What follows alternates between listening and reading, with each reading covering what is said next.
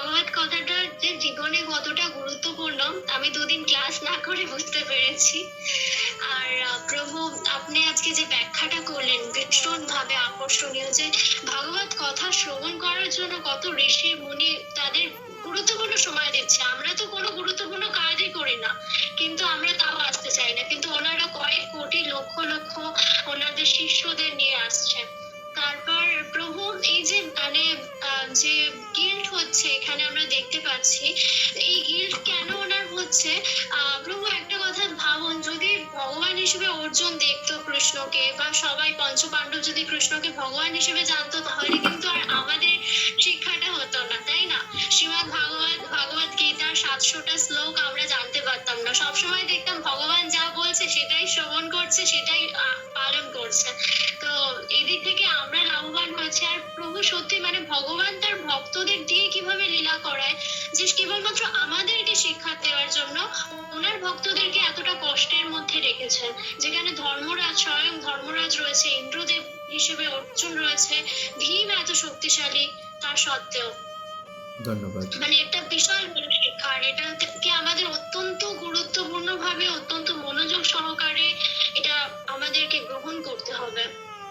হরে কৃষ্ণ প্রভু। Bore feel, কথা শুনতে শুনতে বোর ফিল হচ্ছে না তো? এমন তো না ঘুম পেয়ে যাচ্ছে? মনে হচ্ছে যে আপনার ক্লাসটা স্টার্ট হলে ঘড়ির কাঁটা দ্বারা আরো দৌড়ায়, আরো তাড়াতাড়ি, এরকম মনে হয় যে কিভাবে সময় চলে যায়। আমার তো মনে হচ্ছে যে মানুষ বোর ফিল করছে। 55 জন তো এখন 30-34 জন আছে, সব চলে গেছে বেরিয়ে বেরিয়ে। যাই হোক,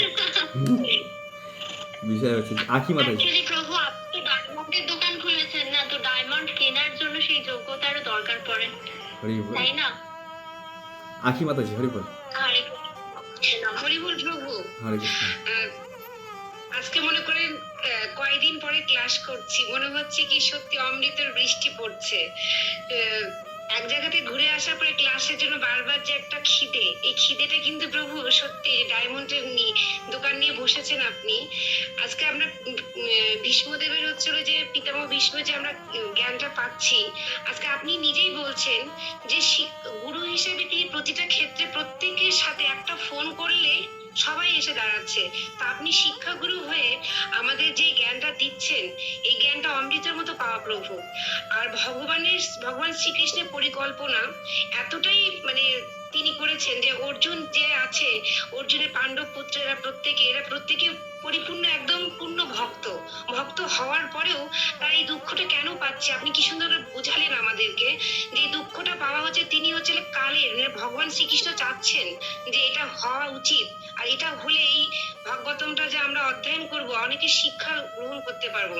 ভীষ্মদেব কোথায় শুয়ে আছেন? তীর সজ্জায় শুয়ে থেকে তিনি কি করছেন, প্রত্যেকে কিভাবে প্রণতি নিবেদন করছেন সেটা আমরা শিখলাম, যে কিভাবে প্রণাম করতে হয় যখন আমি বিষ্ণু সজ্জায় থাকবো। প্রত্যেকের ক্ষেত্রে বয়সকাল আসে।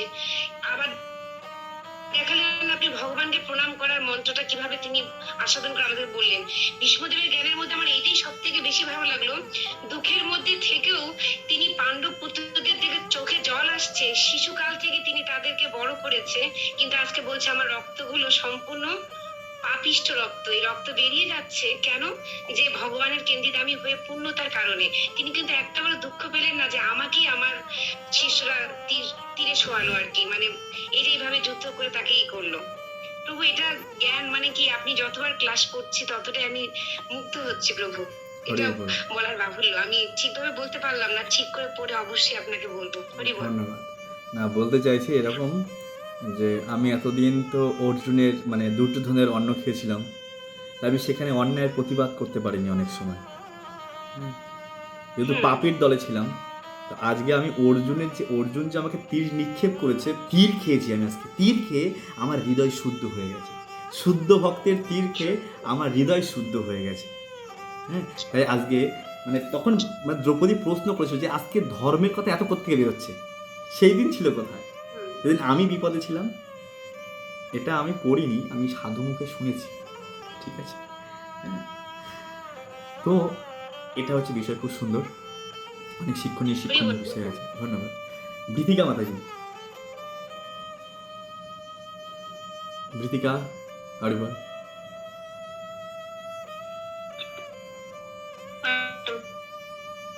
নেট খুব ডিস্টার্ব দিচ্ছে, নেট ডিস্টার্ব।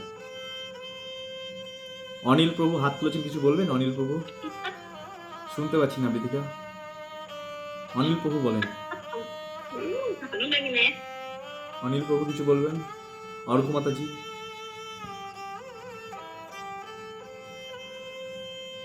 হরে কৃষ্ণ প্রভু। হরে কৃষ্ণ। প্রভু ক্লাস এমন হয়ে গেছে যে একদিন বন্ধ বলে মনে হয় যেন আমরা কতদিন ক্লাসটা করিনি। আগে ক্লাসটা বন্ধ ছিল, মনে হচ্ছে আমি ক্লাসটা করিনি। তা আজকে ক্লাসটা খুব ভালো লেগেছে প্রভু, যে দেখলাম যে মুনি ঋষিরা কতটা দায়িত্ব সহকারে তারা কৃষ্ণ কথা শুনতে এসছে। তারা কত বড় বড় দায়িত্ব থাকে, সমস্ত দায়িত্ব রেখে তারা ভগবানের নামকে তারা কতটা প্রতিমা দিয়ে এবং কতটা যত্ন সহকারে শুনছে। এটা দেখে আমাদের শিখতে হবে যে আমাদের যত রকমের কাজ থাকুক না কেন, কিন্তু কৃষ্ণ কথা এবং ভাগবত কথা আমাদের শুনতে হবে। দেখলাম যে সুখদেব গোস্বামীর মতন অমর আত্মা, তারপরে আত্মারা মুনি যারা আত্মার মধ্যে অবস্থান করেন, তারাও চলেছেন ভগবানের কথা শুনতে। আর মহাজনের যে পথ দিয়ে চলেন, আমাদের সেই পথ দিয়েই চলতে হবে। কেননা আমাদের জীবনে অনেক রকম ধর্ম, অনেক রকম পথ আসবে, কিন্তু সেই সব পথের দিকে আমাদের তাকালে হবে না, আমাদের মহাজনদের পথই অনুসরণ করতে হবে। আর কৃষ্ণ চোখ দিয়ে জল পড়ছেন, যুধিষ্ঠিরকে দেখে পঞ্চবন দুঃখ কষ্টের মধ্যেও তারা ভগবানের চরণকে ধরে রেখেছেন। কুন্তী মহারানী কত কষ্টের মধ্যে দিয়ে তারা কিন্তু ভগবানকে কখনো ভুলেন এবং কুন্তী মহারানী বলছেন যে ভগবান তুমি আমাকে যত করে দুঃখ দাও, দুঃখের সময় আমি তোমাকে, তুমি আমার সঙ্গে থাকবে, এটাই আমার অনেক আনন্দ। দুঃখ চলে গেলে কিংবা যে রাজত্ব পেয়েছি আমি, তখন তুমি চলে যাবে, কিন্তু তখন তো তোমাকে আর পাবো না। কুন্তী রানী মহারানীও ভগবানকে ধরে রাখতে চেয়েছেন। আর আরেকটা ভীষ্মদেব বলছেন যে যুধিষ্ঠির তুমি শোক করো না, কেন এই সমস্ত কিছু হয়েছে, যা কিছু সমস্ত ভগবানের কৃপাতেই হয়েছে। তাই আমাদের ভক্তি জীবনে কোনো খারাপ সময় আসে, তখন আমাকে মনে করে নিতে হবে যেটা ভগবানের কৃপাতেই হয়েছে এবং ভগবান যেটা ভালো করেন সেটাই করেন। উজ্জ্বল প্রভু, হরে কৃষ্ণ। উজ্জ্বল প্রভু কিছু বলবেন? হাত তুলেছিলেন আপনি। মাতাজি মিউট করে দেন, আওয়াজ আসছে, মাতাজি মিউট করে দেন। অর্ঘ মাতাজি, অর্ঘ মাতাজি মিউট করে দেন ফোনটা।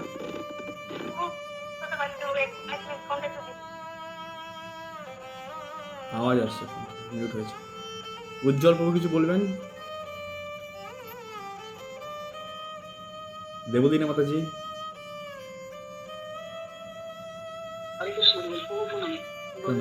কালকে আমি মানে হরি বল, হরে বল, হরে বল। হ্যাঁ, হরে কৃষ্ণ বলুন। হরি বল। হ্যাঁ, শুনতে পাচ্ছি। কালকে আমি, হরে কৃষ্ণ, কালকে আমি ক্লাসটা শুনতে হয়নি, মানে এতটাই আমার কালকে কষ্ট হয়েছে, মানে বলে বোঝাতে পারছি না। মানে কালকে ক্লাস, পরশু দিন মানে আমাকে যে জয়েন করে দিয়েছিল, আমি ফোন সুরজিৎ সর্দার আমাকে জয়েন করে দিয়েছিল। মানে সে, আমি তো ফোন সম্বন্ধে বুঝি না, আমি পড়াশোনা কম জানি। এবার মানে আমি পরশুদিন আমি শুনতে না পেয়ে আমার এতটাই খারাপ লেগেছে। আজকে বিশ্বদেবের জীবন কাহিনী শুনে আমি খুব খুশি, বা আমরা কিছু শিখতে পারলাম। আপনি কোত্থেকে বলছেন? কোথায় বাড়ি? আমি কাল্লা থেকে বলছি। কালনা, আমাদের অম্বিকা, কাল্লা নিউ মধুবন। আচ্ছা, খুব ধন্যবাদ। অম্বিকা কাল্লা, অম্বিকা কালনা, খুব ভালো, খুব সুন্দর। শুনতে থাকুন, শুনতে ভালো লাগবে। হরে বল, হরে বল। দেবলীনা মাতাজি, বিশ্বম্বর প্রভু, সবাই চুপচাপ কেন? হাত উঠছে না কেন? হরিবল প্রভু, আমার খুব জ্বর, আমি কথা বলতে পারছি না। শরীর খারাপ, গলা খুব ব্যথা, আমি কথা বলতে পারছি তো শরীর খারাপ আপনি শুয়ে আবার জ্বর এসেছে। শরীর খারাপ আপনি শুয়ে শুনতেন? না, আমি বসে ভালো লাগে শুনি। ধন্যবাদ, ভাগবতমে কথা প্রেম আছে। বলতে পারছি না। ঠিক আছে, হরে কৃষ্ণ, হরে কৃষ্ণ, হরে কৃষ্ণ। রেস্ট নেন, মেডিসিন নেবেন। সকলকে ধন্যবাদ। আচ্ছা, প্রশান্ত প্রভু হাত তুলে। প্রশান্ত প্রভু বলুন। ধন্যবাদ ধন্যবাদ প্রভু। ধন্যবাদ প্রভু, আজকে আজ যে লীলাটা আপনি বর্ণনা করছেন অতীব সুন্দর, অতি মিষ্টি। আমাদের শিখতে হবে, আমাদের জানতে হবে কিভাবে বিশ্বদেব সরসজ্জায় থেকে কিভাবে প্রভুদের সম্মান করলেন, কৃষ্ণকে কিভাবে সম্মান দিলেন, তিনি তার যে কি রূপ, কি ভাবে বর্ণনা, অতীব চমৎকার, অতীব সুন্দর। হরে কৃষ্ণ প্রভু। হরে কৃষ্ণ, খুব সুন্দর প্রভু, ধন্যবাদ। এই যে ভালো লাগছে কৃষ্ণ কথা, যার ভালো লাগছে, ভালো লাগতে লাগতে তার কৃষ্ণকে ভালো লাগবে, কৃষ্ণ লীলাকে ভালো লাগবে, সে কৃষ্ণকে ভালো না বেসে থাকতেই পারবে না। হ্যাঁ, এই যে মহান মহান ভক্ত, এনারা শুধু জাগতিক দায়িত্ব থেকে বড় ছিল না। পিতামহ ভীষ্ম একজন কে ছিলেন? আর্মি, সেনাপতি, তিমিঙ্গল। হ্যাঁ, এক এক সঙ্গে মানে 10,000 সৈন্য মারতে পারতো এক এক সঙ্গে। একটা বান ছুড়বে, 10,000 ফিনিশ। বড় তিমি যখন এভাবে হা করে, তো তার সঙ্গে অনেক মাছ ঢুকে যায় গালের মধ্যে, সেরকম তিমি মাছের সঙ্গে তুলনা হয় তিমিঙ্গল। শুধু জাগতিক দিক থেকে নয়, ভাগবত ভক্তির দিক থেকেও সে তিমিঙ্গল। এবং আমরা দেখব তার তার তার চরিত্র, তার তার তার ভাষা এত সুন্দর, তার চরিত্র এত সুন্দর। আজও মানুষ এই ভীষ্মপঞ্চক ব্রত করে কেন? তো পিতামহ ভীষ্মের মতো ব্রহ্মচারী থাকতে পারি আমরা। পিতামহ দেখো, এখন মানুষ ব্রহ্মচারী থাকার জন্য ঘর ছেড়ে কোথায় চলে আসছে? মন্দিরে, ইস্কনে চলে যাবো, ব্রহ্মচারী থাকবো অনুকূল পরিবেশে।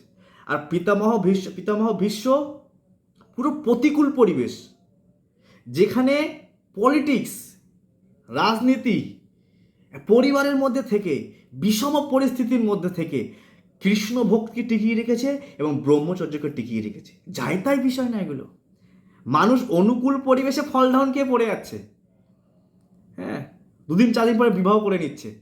আর যেখানে গুরুদেব ভগবান পরশুরাম বিবাহ করতে বলেছে, করেনি। কত বড় ভক্ত! আর সেই রকম চরিত্র আমরা শ্রবণ করছি। এই শ্রবণ মাত্রেই আমাদের জন্মান্তরের পাপ দূরীভূত হয়ে চলে যাবে, আর কৃষ্ণ প্রেম হবেই হবে। কারণ পিতামহ ভীষ্ম একজন শুদ্ধ কৃষ্ণ প্রেমী, আর তার কথা আমরা শ্রবণ করছি। এ বড় দুর্লভ। তাই এগুলো যদি আমরা আদর দিয়ে শুনি, ভালোবাসা দিয়ে শুনি, না শুনবো শুনবো কখন হবে, আবার কখন হবে, তো আমাদের ভালোবাসা হবেই কৃষ্ণের সঙ্গে। যদি আপনাকে কেউ ভালোবাসে, কিভাবে চিনবেন? যদি সে আপনার কথা শুনতে ভালোবাসে। হ্যাঁ, ঠিক তেমনি আপনি যে ভগবানকে ভালোবাসছেন, যে তার কথা শুনতে আপনার ভালো লাগে, তাহলে ভাববেন আপনার প্রতি কৃষ্ণের প্রেম আছে। ধন্যবাদ। সঞ্জয় প্রভু।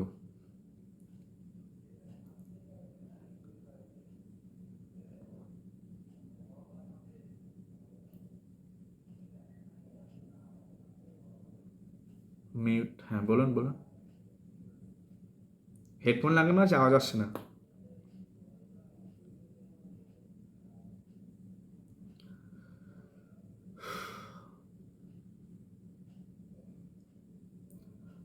সঞ্জয় প্রভু, কোনো প্রবলেম হচ্ছে?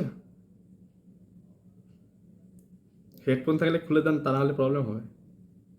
হেডফোনটা খুলে দেন, হেডফোন ডিসকানেক্ট করেন, আওয়াজ আসছে না। হেডফোন ডিসকানেক্ট করেন বা ব্লুটুথ ডিসকানেক্ট করেন, তারপরে আওয়াজ আসবে।